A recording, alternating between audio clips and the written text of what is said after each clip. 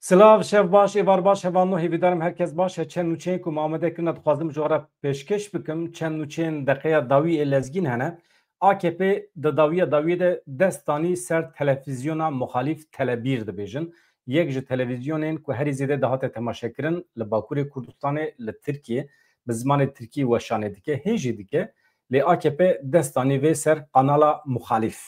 Ka min bidirin mesele çi ye? Wekî din gelek nûçeyên din hene di dorê de Hevanno, îro hinek rewş germe ez ê di dawiya bername de ji we re tiştekî pêşkeş bikim nivîsekî di derbarê Agirbestan de pêvajoyên aştî de li pişt projeyên dewleta Tirkiye yên Agirbestê û pêvajoyan çi xeterî hene, çi dek û dolab, çi xefik hene. Ez ê ji we re pêşkeş bikim. Tiştî ku me amedekirine amadene kerem kin. Li ser televizyona Tele1 qayyum hate tayinkirin. AKP destanî serê hevalên hêja temaşevanên ezîz. Mesele çi ye? Vê sibê min ji we re pêşkeş kiribû. Rêvebirê vê kanalê Merdan Yanardağ hat binçavkirin. Di derbarê wî de hin îddiayên pir ucûbe ecêb hene. Ji sîxuriyê tê sûcbarkirin. Sîxuriya İsraîlê. Dünya alem dizane ku Merdan normal dijberiya İsraîlê dikir heta niha. Muhalifekî pir ciddî yê Tayyip Erdoğan bû. AKP tim rexne dikir. Di dawî de tişta hat serî ev e. Xuya dibe ku merov xebatê xwe ê fikr û raman ê xwe îfadekirinê, xebatên ragihandinê, medya, çapemenî nikare li Tirkiye birêve bibe. Hindik merov li dij AKP derbikeve tê girtin.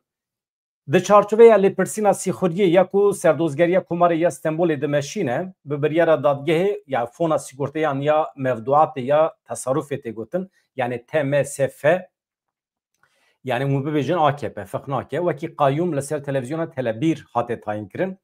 Êdî Tele1 ne di kontrola rêveberên xwe ê heqîqî de ye ket kontrola AKP. Êdî firqa Tele1 û TRT tune ye yan jî A Haber. Bi vê biryarê re desthilatên rêveberî darayî yên kanalê bi temamî derbasê TMSF bûn. Hat ragihandin ku biryar li ser daxwaza serdozgeriyê ji aliyê dadgeha sulha ceza ve hatiye dayîn. Yani ez dibêjim hate ragihandin ku ev biryar li ser biryara Tayyip Erdoğan û AKP hatiye girtin. Di çarçoveya lêpirsîna sîxuriyê ya serdozgeriya Komarî ya Stenbolê de di derbarê Ekrem İmamoğlu de Necatî Özkan. Necatî Özkan kî ye? Ew jî kesekî ye ku stratejîst e di dema hilbijartinên şaredariya Stenbolê de xebatên propagandaya Ekrem İmamoğlu birêve dibir. Yani hilbijartinê wî birêk û pêk dikir, organize dikir, birêve dibir. Her wiha avakarê televizyona Tele1 heye, Merdan Yanardağ. Yani rojnamegerekî xwedî tecrübe ye. Bi îddiaya sîxuriyê dest bi lêpirsînê hatibû kirin vê serê sibê. Avakarê televizyona Tele1'ê Merdan Yanardağ îro serê sibê hatibû binçav kirin. Li gorî daxuyaniya serdozgeriyê bi rêya sepana Stenbolê ya ew jî aplîkasyonekê ser telefonê ye tê îdia kirin agahiyên şexsî ê bi qasî 4-5 milyonan dewrê du welatên cuda ên cîhanê kirine. Navê wan nayê gotin. Her wiha dîsa bi qasî 4 milyon kesî agahiyê wan dane deverên cuda yani firotine bi pereyan. Tabii ev hemî îdian e hevanno. Tiştekî wisa yani merû çawa bikaribe bawer bike. Hevanno ez hema vê meselê bihêlim ev meseleyekî germ e yani îdî Tele1 yek ji kanalên ku herî zêde dihate temaşekirin kanala ku herî zêde muhalîf bû li hember AKP û Tayyip Erdoğan lê piştgirî dida pêvajoyê heta navî Merdan Yanardağ beriya salekî hatibû binçavkirinî sirf ji ber ku pirsî bû ya Öcalan çima tecrüt li ser Öcalan heye manawî tune ye yani madem ki hûn li gorî hukukê birêve diçin çima hûn tecrütê datînin ser Abdullah Öcalan ew jî gotina kesekî din dubarê kiribû bi qasî çend meha di hepsê de mabû yani însanekî wisa ye jî yani ez dû daye wî dişopînim yani însanekî nexirab e însanekî dostê Kurdan e jî ji we re bêjim yani Merdan însanekî nexirab e. Du girtiyên Kurd yên ji Efrînê Rojavayê Kurdistanê Mihemed Emîn İsmaîl û Lamia Asû piştî zêdeyî 30 salan di zîndanê dewleta Tirkiyeyê hatin berdan derbasî Rojavayê Kurdistanê bûn li ser xêrê ve tiştekî süper e agahiyekî süper e hevanno em awisa li ser ekranê bihêlin ev fotoğrafê wan e dîmen jî hene ez dixwazim nîşanê we bidim paşê محمد امین اسماعیل لتاخا شیخ مخصود یا حلبه به داول زورنه هاته پیشوازی کرن گرتی کرد یه جعفرینا روجاوای کردستان محمد امین اسماعیل 51 سالیه د سال 1994 ده لقرسه لباکوری کردستان هاته بو گرتن yani خویا یا جندامتی هاتی گرتن پیش رجالی دادگاه اولهی دولت و دمید دادگاهین دگمه هبو tam terörizm demeşandı ser horten kurdan her kesi davet hapse degeme mahkemeyin degeme bu یک جبر همین گرینگ darbe ya Kenan Evren behenceta xarabkirina yeketi yek parçebuna devleti. Mesela iddiaya dadgeha devleta Türkiye ev bu ev insanın Kürt, horten Kürt yeketi yek parçayı axa devleti duxwazin xarab bikin. U ceza li wan hatibû birîn cezayê heta yani müebbet li wan hatibû birîn. Li girtîgeha Bolyayê girtîbûn. Girtiya Kürt Lamya Asuya ew jî 53 saliye ji Efrîna Rojavayê Kurdistanê bi aynî awayî di sala 1992 de li Sêrtê li Bakurê Kurdistanê hatibû girtin ew jî aynî hince te binêrin. Yekparçebûna dewletê xarabkirina yeketiya dewleta Tirkiye ew e cezayê müebbetê lê hatibû birîn. Lamya Asu nehê vê mehê ji zîndana İzmîrê hatibû berdan li navenda vegerandinê ya her mandalyê hatibû ragirtin bi qasî demekî. Çalakvanê ji bajarê Helebê Hesen Xemgîn daxuyaniyekî daye rûdawêjêra çi dibêje hestê xwetîne ziman girtiyên Efrînê piştî zêdeyî 30 salan ji mayîna li girtîgehên Tirkiye îro hatine berdan vegeriyanê Rojavayê Kurdistanê xemgîn da zanîn ku Muhammed Emîn İsmaîl ji gundê Memalayê ye navçeya Racoyê ya Efrînê niha li mala birayê xwe ye li taxa Şêx Mexsûd ya Helebê ye. Lamya Asu jî li ji gundê Jarê ye ji navçeya Bilbilê ya Efrînê ye. Muhammed Emîn İsmaîl û Lamya Asu li Şêx Mexsûdê bi merasimekî bi dawul û zûrne ji aliyê malbatê xwe ve xizm û aqrebayê xwe ve ji aliyê hevalên xwe yên berê ve hatin hembêzkirin pêşwazîkirin. Dema pêşwazîkirina wan mûzîka Eyraqî jî Olanda li nava taxê de Muhammed Emîn İsmaîl di dema pêşwaziyê de kevokên erê kevok firandine hewa. Pişra xizmên wî qurbanekî li berlingî wî serjêkirin çi kêfxweşî ye. Bifikirin ku mirov bikaribe ji zulmê şahî derbixe hevanla. Girtiyê Kurd piştî pêşwaziyê û piştî hembêzkirina xizmê xwe daxuyaniyekî daye di derbera rewşa girtiyên li zîndanên Tirkiyeyê Muhammed Emîn İsmaîl diyar kir ku bala hemû girtiyên siyasî li ser Rojavayê Kurdistanê ye. Haqiqeten her dema ku xeberekî nebaş ji Rojavayê Kurdistanê werdigirtin nikaribûn razên hemû derdûkulê wan Rojavayê Kurdistanê ye ev devere.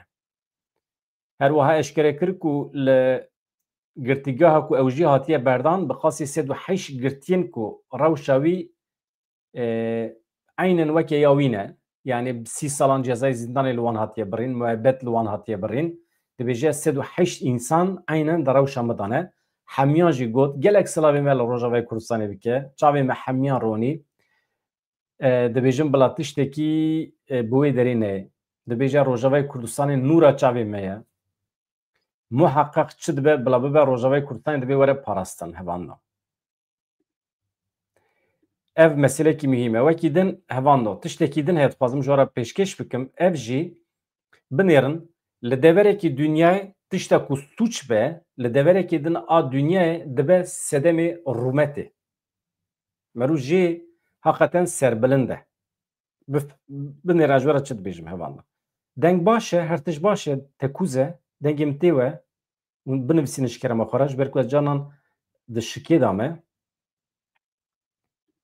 Hesen Yeni Cemalatê ava her hebî hevan ji kerema xwe re abonetiyê ji bîr nekin endametiyê ji bîr nekin evaya ji bo me mühîm e baş e deng baş e temam e süper e em didomînin hevanna binêrin ez çima dîmen nayînim ser ekranê hevanna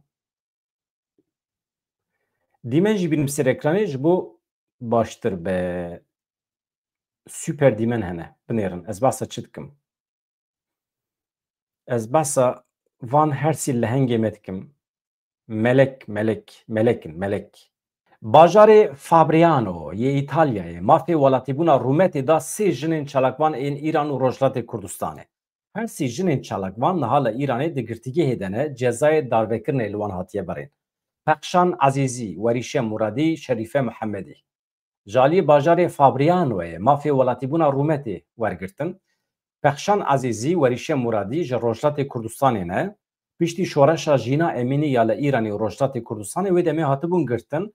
Encûmena bajarê Fabrianoyê ji bo dayîna mafê welatîbûnê merasimekî organîze kiriye. Ka em binêrin çi dibêje? Seroka encûmena bajarê Fabrianoyê Daniela Gergoyê ragihand ku wan sê jinên çalakvan ji bo pêkanîna azadî, wekevî, ji bo pêkanîna rûmeta mirovahiyê xebitîne.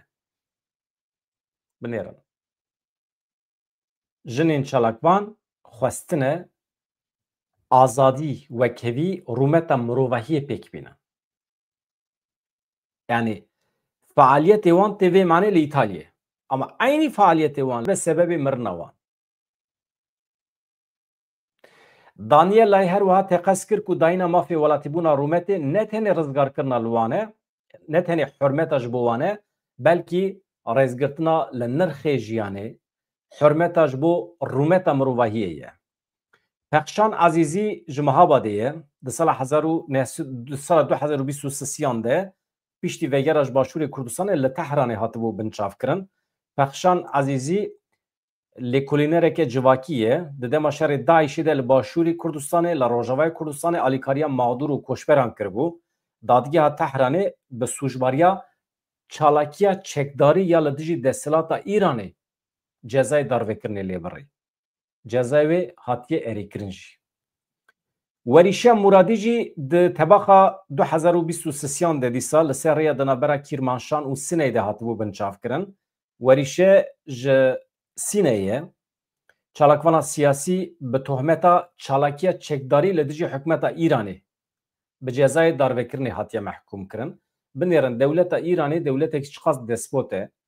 Jinên Kurdan li hember Daişê tê dikoşin, alîkarî didin mağdurên Daişiyan, yani ew ku bûne mağdurê êrişa Daişiyan, em wisa bêjin, lê dewleta Îranê viya li xwe digire. Dibêje çalakiya çekdarî li dijî hikûmeta Îranê. Halbikî derew e.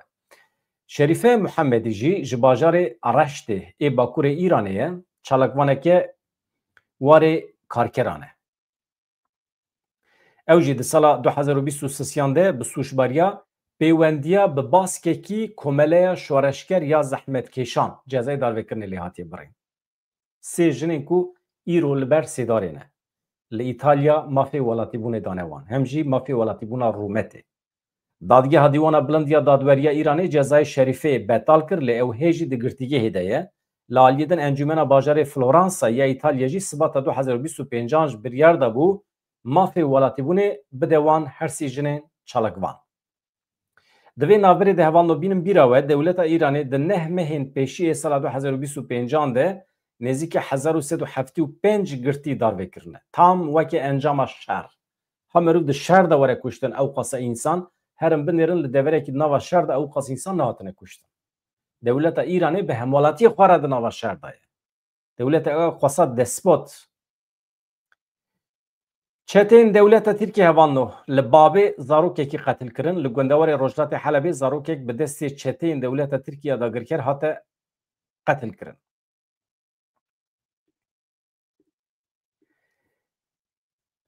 Li heremên dibin kontrola hikûmeta Veguhêz ya Şamê de û heremên ji aliyê dewleta Tirkiye dagirker ve çeteyên wê ve hatine dagirkirin.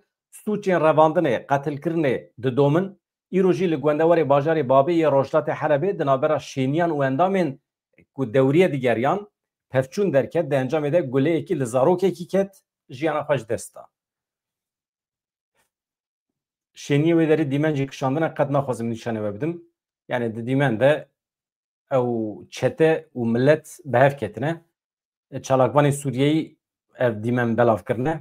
Rûyê êrişkara pir vekirî xuya dike. Ê ku ew zarok qetil kirine.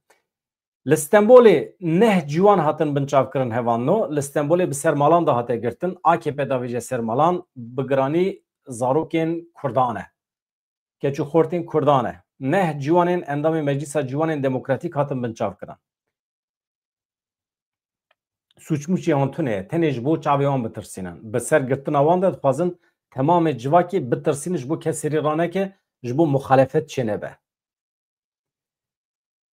Hevan no dixwazim ji wara nivîsekî bixwînim. Nivîs ez ji wara bêjim ji aliyê kî ve hatiye nivîsandin dostekî min Mazlûm Xelîlî nivîsandiye.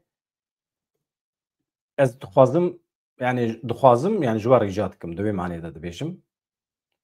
Hûn guh bidin vê nivîsê ji ber ku anha pêvajoyek ku em di nav de ne pêvajoya agirbestê ye, pêvajoya çareseriyê ye lê ji bilî çareseriyê her cure fitne, fesadî, komplo heye. AKP, MHP di vê pêvajoyê de dixwaze çi bike hevanno. Divê em bînin bîra xwe ku di rojên pêşme de dîsa yek ji gavên girîngî pêvajoyê were avêtin tiştekî wisa heye. Em li bendê bin ku di demên pêşme de gav tên avêtin pêvajo bi şiklên cuda derbasê merheleyên nû dibe yani. Lê fayda wî çiqa ji Kurdan heye û meseleyekî dine. Dewleta Tirkiye heta niha kîjan gav avêtine ew meseleyekî dine. Dewleta Tirkiye xwedî li sozê xwe dernakeve yek ji sozên serekê ew bû ku Rêzdar Abdullah Öcalan serbest were berdan lêbelê hên nehatiye berdan.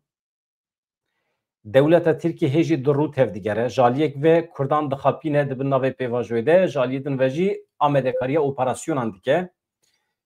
Dohme ji wara pêşkêş kiribû hevalên ku merex dikin dikarin biçin vîdeo em temaşe bikin êl û eşîrên Ereb organize dike sor dike li hember Rojavayê Kurdistanê fesadiyê dixe nava millet wana hemî kirinên dewleta Tirkiye ne. Em rastiyê divê bibînin hevanna. Tiştekî li ser navê dewleta Tirkiye hatibe kirin vê gavê tune ye. Em dixwînin hevanna binêrin. Di pişt her agirbestekî de xefikekî dewleta Tirkiye ji bo tunekirina Kurdan. Em ji agirbesta yekem dest pê bikin hevanno Mazlûm Xelîlî nivîsandiye em bi hewra dixwînin. Sal 1993 hêzên gerîla di dewra xwe yê herî xurt dane. Kurdistan gav bi gav ber bi azadiyê ber bi serxwebûnê ve diçe. 1993 dewleta Tirk di şerê başûrê Kurdistanê de darbeyên gelekî giran xwaribûn. Bi tu away negihîştibûn armanca xwe mecbûr mabûn operasyonê xwe yek bi yek bidawî bikin. Armanca dewleta Tirk diyar bû. Bi şerên li başûrê Kurdistanê dixwestin Hereketa Azadiya Kurdistanê bi temamî têk bibin. Di nava salan de wê pişre diyar bibiya ku dewleta Tirk negihîştî armanca xwe bi tu away di aliyê eskerî de, di aliyê istixbaratî de jî. Tam berova jî PKK her ku çû mezin bû, hejmara gerîla zêde bû, tevgera azadiyê li Bakurê Kurdistanê jî xurt bû. Li cîhanê deng veda doza Kurd û Kurdistanê dibû rojeva siyaseta navnetewî diket nava rûpelên çapemeniya cîhanê doza Kurd û Kurdistanê. Di serî de li Mêrdînê, Botanê, li Amedê serhildanên gel dest pê kiribûn, mezin bibûn. Li ser van pêşketinan dewleta Tirkiye konsepta şerê xwe guherand. Çi kir? Got aştî, got agirbest. Em dixwazin dawa Kurd birên cuda çareser bikin, mirovê xweşand ji Öcalan re. Tam duwan deman de Turgut Özal serokkomarê wê demê kete dewrê li ser navê Tirkiye bi rêya him parlamenterên Kurd bi navbenkariya Celal Talabanî hewdan bi serokê tevgera Abdullah Öcalan re bikevin nava têkiliyê. Piştî hin danûstandinan û nameyên ku Celal Talabanî bir Tirkiye û anî Rêzdar Abdullah Öcalan derket pêşberî çapemeniyê agirbest îlan kir. Dîmenên meşhûr hene tê bîra we. Muxatab li ser navê dewleta Tirkiye serokkomar Turgut Özal bû. Lê di hundirê wê gotina efsûnî, di gotina aştiyê de durutiya dewleta Tirkiye hebû. Hefik hebû. Dewleta Tirkiye xwe şerekê qirkirinê re amade dikir.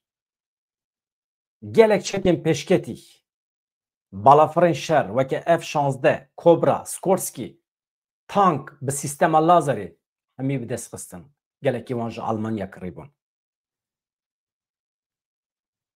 Rêveberên dewletê kesên wekî Mehmet Agar, Tansu Çîler, Süleyman Demirel, Doğan Güreş bi alîkariya hin hêzên navnetewî dest bi plana qirkirina Kurdan kirin. Di dema agirbestê de bifikirin. Bi zanebûn leşkerê xwe yên sivîl şandin kuştinê. 33 eskerê wan hatin kuştin.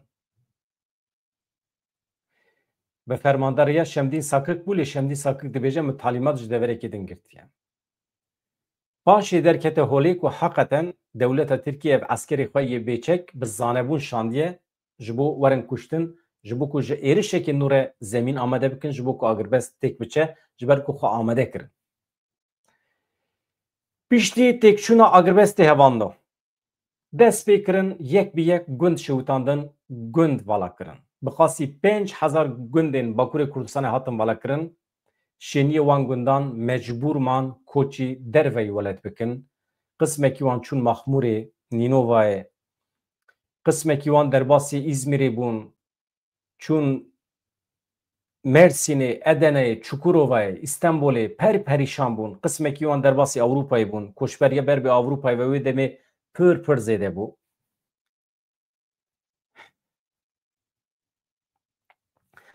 به هزاران گند هاتن والا کرن به هزاران کسی سیویل هاتن قتل کرن کشتن او مثلا فایلی مچول وان دمان دست بکر بقاسی 17000 انسان برای این فایلی مچول هاتن کشتن برای بازین هری هوانه دو کشتن داوت نافزویا دستی جیتن سازیه که استخباراتی یا جندرمه دولت ترکی بو لید فرمیت دتونه بو دولت ترک د پیش پرده ده اف کشتن پکتانی yani باوی که فرمی ندگرد سرخواه yani devlete ki ew qas durruye di dema Agribestan'da dikare amade kariye û sabike em divê xwedî tecrübe bin em hafıza xweş bîr nekin hafıza me de ev dîmen hene hevan her cara ku Agribest çêdibe em dicerifin em dibêjin îjar kîja kom ku jî tê îjar çi tê serê me em ber bê ku derê ve dişin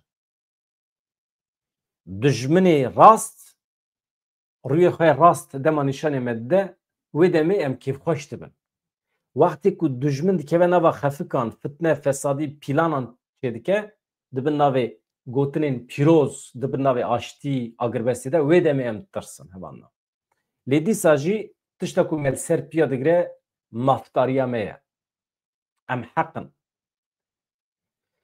مفتاریا مه جسارتک مزن ده دمه هباننا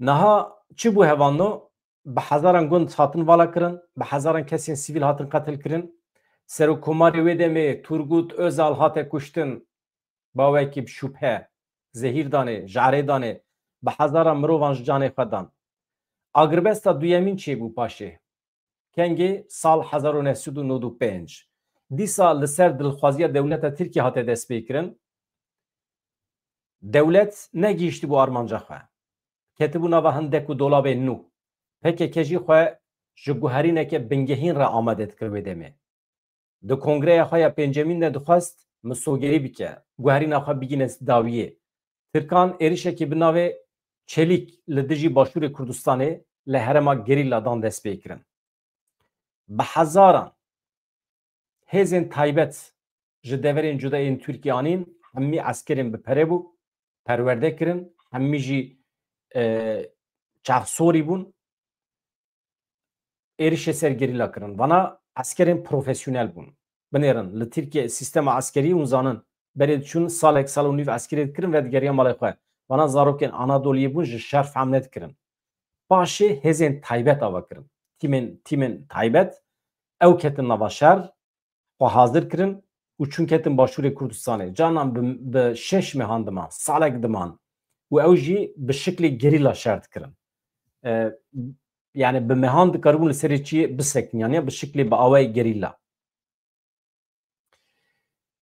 جا او کتن دوره لیدی ساجی دیگل هر تشتی هم قسم کیوان مزن دین بون هشی خواست ضای کرن و گریان ترکیه قسم کیوان جنوزاره خواه کشت اقربای خواه کشت تراوما چی بون نخواشیم پسیکولوژیک دوان دا پیدا بون نگیشتن آرمانجا خواه تک چون پاشه salek derbas nebu sala 1996 devlet dîsa bi awayekî bêbextî êrişekî mezin bir ser Akademiya Mahsûn Korkmaz li bajarê Şamê tê bîra we bi erebeyekî tije teqemenî 5 ton bombe bir teqand yani cara yekem teqînekî ew qasa mezin li hember Rêzdar Abdullah Öcalan pêk dihat sal 1996 5 ton teqemeni.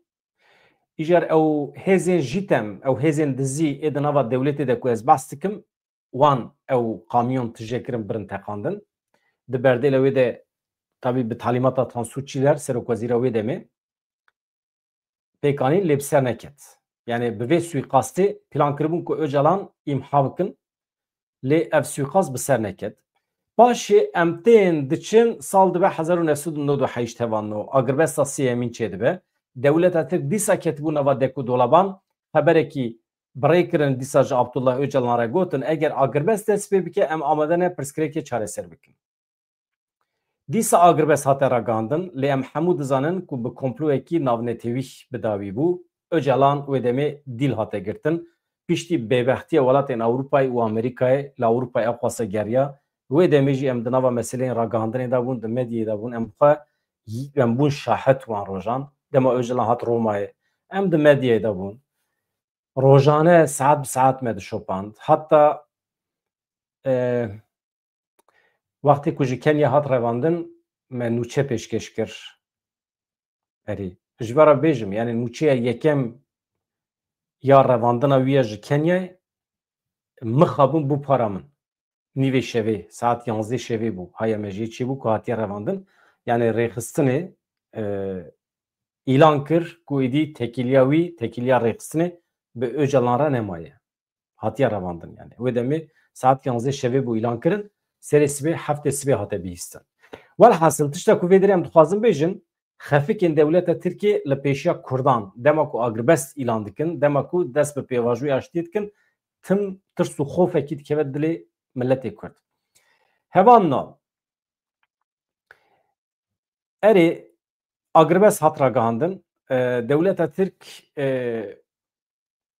yani dibêje sala 1980 de dewleta Tirk me çi gotibû erê em behsa agirbesta çaremîn bikin 1999 Öcalan girtiye di hepsê daye. Kurd rabûn serpiya serhildan pêkanîn şer û pevçûn gelekî dijwar bûn. Dîsa li ser soza ku dewleta Tirkiye dabû PKK hêzên gerîla ji Bakurê Kurdistanê vekişiyan. Tev hatin Başûrê Kurdistanê bicihîbûn. Heremên parastinê yên medyayê ku dibêjim wan deman êdî geş bû yani. Di wê dema vegerê de jî li ser rêyên gerîla tim kemîn danîn. Bêbextî hebû. Nêzîkî hinek dibêjin sê sit, hinek dibêjin pênc sit keç û xortên Kurdistanê ên gerîla jiyana xwe ji dest dan.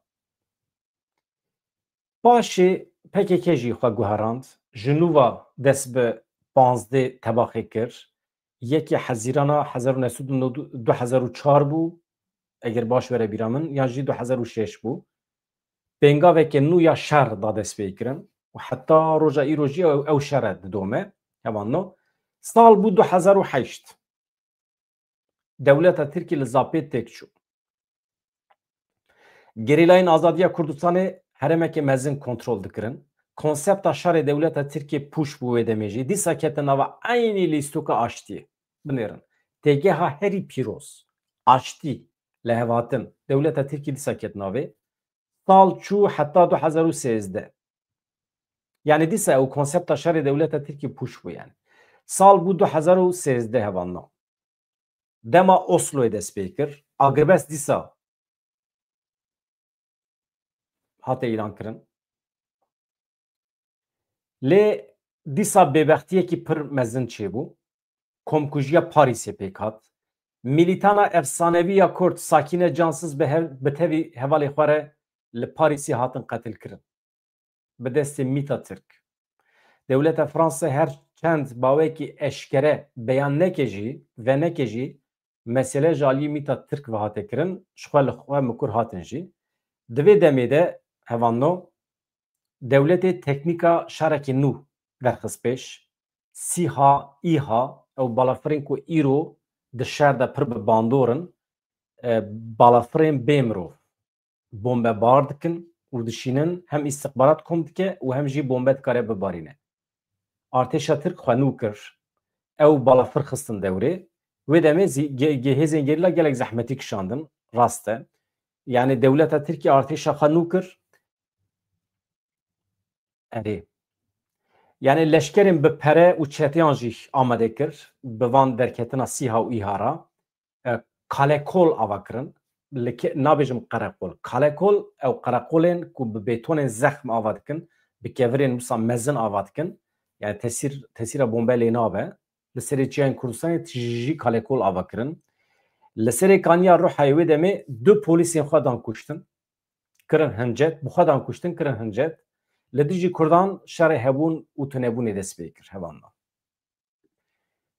Yani iddia kir ku gerîla hatiye çûye qata dudiyan du polîsên askerên tir kuştî li serê kaniya Bakurê Kurdistanê lê mesela pir balkêş e ajansa ANF roja yekem dema ku asker hatin kuştin derket got li ser navê HPG yani iftira li HPG jî kirin kî nivîsa nizanim gotin me kuştiye paşê ew nûçe rakirin gotin iftiraya tiştekî wisa tune ye yani xuyaya komployekî çêkirine yani dî dewleta Tirkiye mirovên xwe xistine dewrê ê nava Kurda da diyem nizanim ama kuştina wan her du polîsan çawa ji nişkava di kuştina du polîsan di çavê dewleta Tirkiyeyê de ew qasa bi qîmet bû mesela ew jî tiştekî balkêş e yani dewleta Tirkiye qîmetê nade askerên xwe qîmetê nade mirovê xwe ama sebep çi ye kuştina du polîsên wî li qata dudiyan ya dayreya xwe nîvê şevê bu sebep ku pêvajo mêvajo aştî maştî hemî here çöpê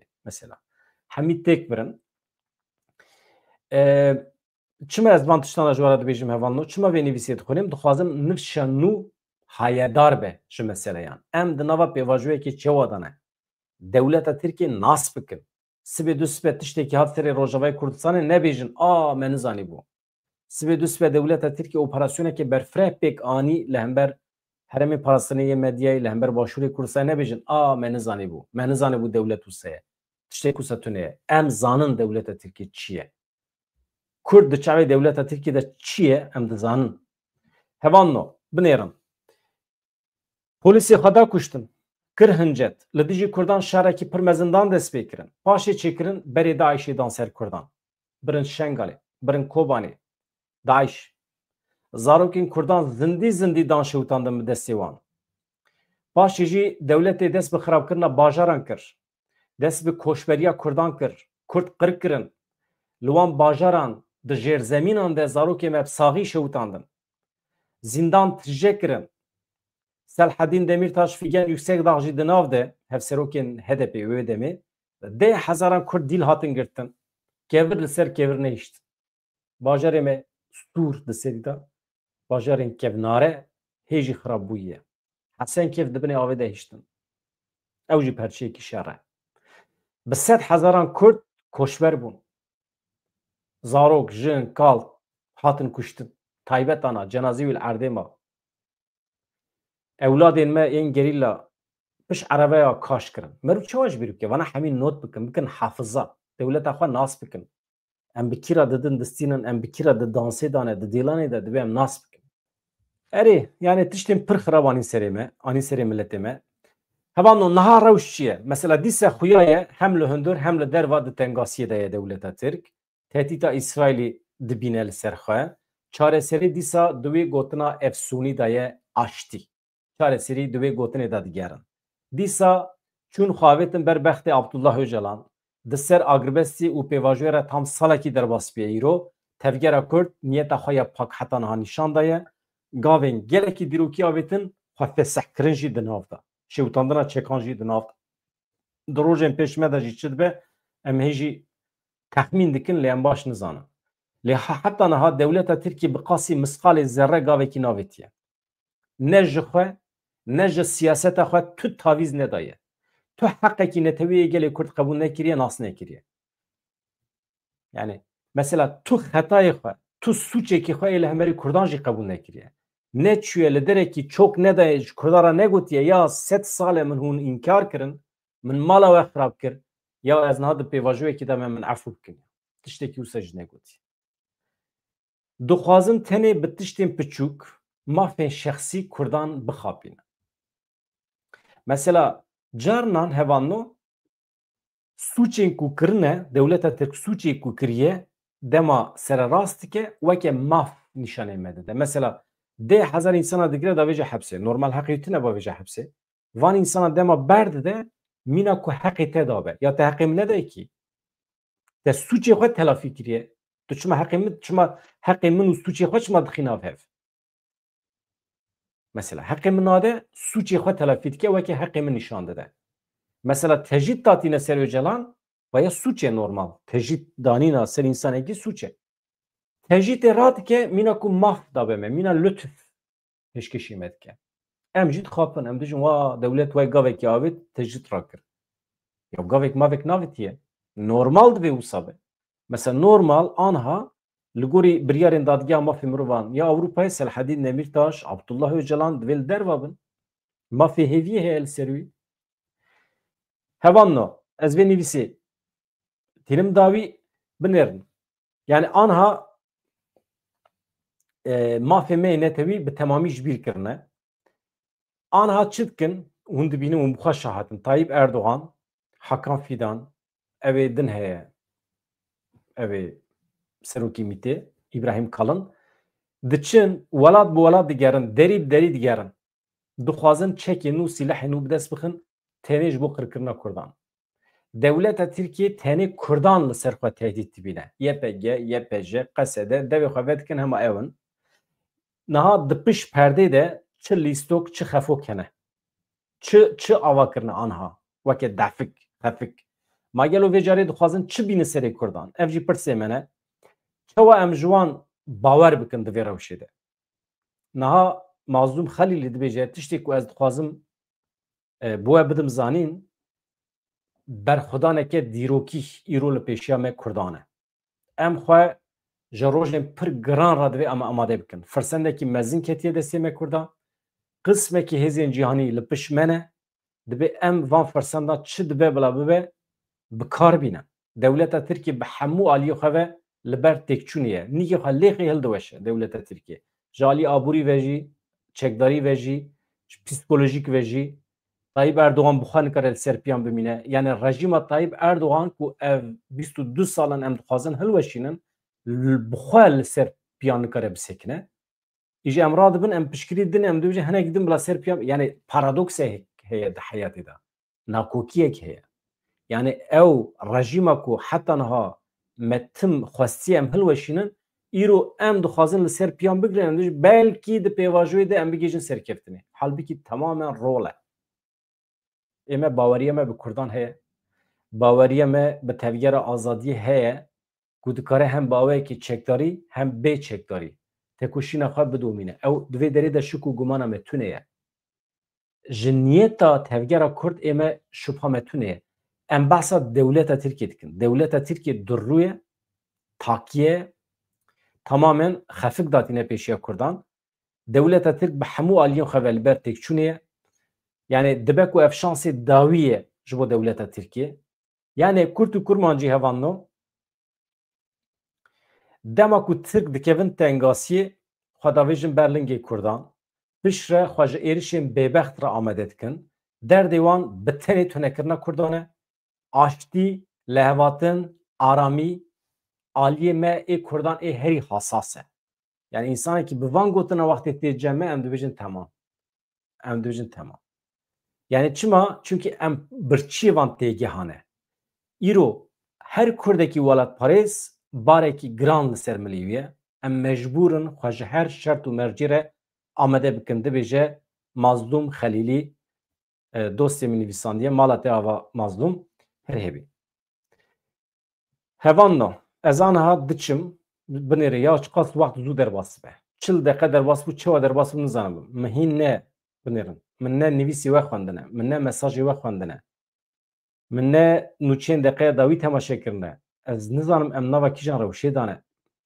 komên Filîstînî li hev kirin li Xezayê hevanno li Xezayê wê hikûmeteke teknokrat ya serbixwe were ava kirin li Helebê rêyekê din hate vêkirin ji bo taxên Kurdan ev jî tiştekî baş e li Amedê 6 kes hatin girtin sirf ji ber ku ji bo Öcalan meşiyane li Amedê binêrin tam di vê pêvajoyê de ya ev futbolvanê me hebû evê İsmail Yüksek ji Fenerbahçe êrişî wî kiribû Deniz Undav baş e êrişî wî kiribûn îjar tamam yani normal e şer û pevçûn çêdibe lê merov nikare însanekî lînç bike di wê manayê de dibêjim merov nikare însanekî lînç bike îja van faşîstên Fenerbahçeyên Tirk hemî hatin ew lînç kirin lê derdê ser derdar e Kurdên me dema ku behsa vê meselê dikin dema futbolvanê xwe diparêzin tev bi zimanê Tirkî diparêzin ez jî protesto dikim van însanê me ku qaşo xwedî li sportmenê xwe derdikevin lê tev bi Tirkî de axivin ya hûn nikarin hêz û teqata we tune hûn bi du gotinên Kurdî bikaribin mirovê xwe biparêzin ya sporciyê xwe biparêzin heqeten çima wisa ne yani ew ê ku dibêjim yani ne ji bo we hemiya veya dostê min Memo ez ji Memo pir hez dikim Memo çûye cem eqrebayê xwe piştî salên dirêj Memo, oy ben sana kurban olayım.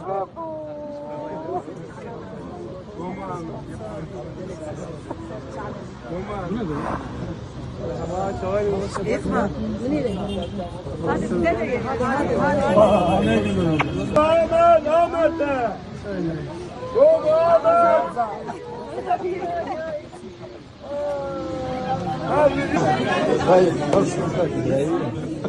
خالية امشي خالية اجي قايمة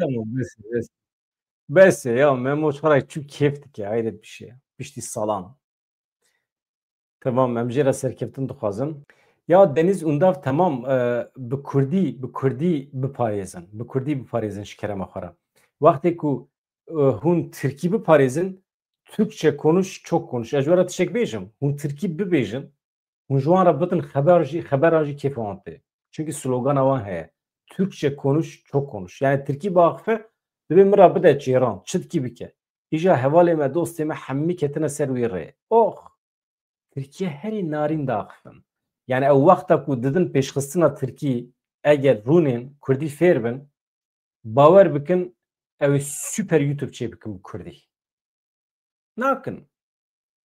nakin heyranê Tirkî ne îja digerin gotinên herî xweş ê Kurdî tînin weke biharat gotinên herî xweş ê Kurdî tînin weke biharat dixin nava Tirkî ji bo Tirkiya wan xweşiktir bibe îja hinekî wan hene ewsa dengekî pir ecêb derdixin di dema axaftina bi Tirkî de yani wê qîmetê nadin axaftina Kurdî ya yani ji wan wetirê mesela ji hinekan wetirê em Tirkî nizanin lewma eleqa me ji bo Kurdî heye mesela hin jî yani baş e ez tiştek nebêjim yani seqetiya asteya seqetiya mêjî hûn dibînin mesela însanekî ya kûçik bi zimanê xwe diewte ya ji kûçik eyb bikin ya eyb e ya erî welleh ya xatirê wê hevalna silav rêz sibê bernameyekî cuda ji we re pêşkêş dikim dem baş